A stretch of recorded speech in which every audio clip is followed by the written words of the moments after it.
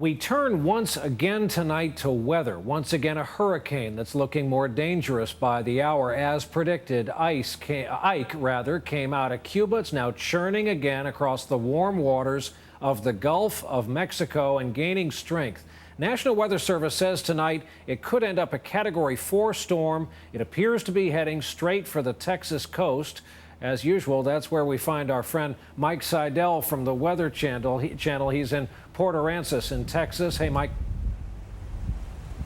Hey, Brian, good evening. This evening, hurricane watch has been posted for most of the coast here in Texas, and already hundreds are evacuating more than 2.5 days ahead of this hurricane. Let's take a look at Ike on the satellite photography.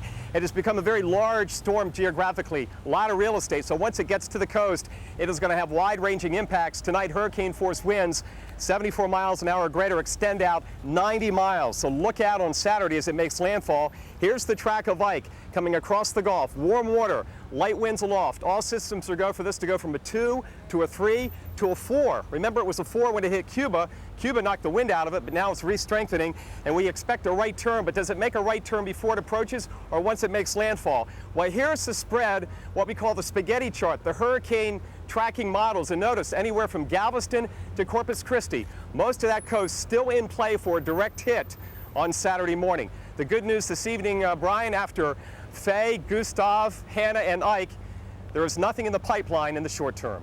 All right, some good news. You're right. Mike Seidel. Mike, we'll check back in with you. In the meantime, be prepared to hang on to something substantial there on the Texas coast.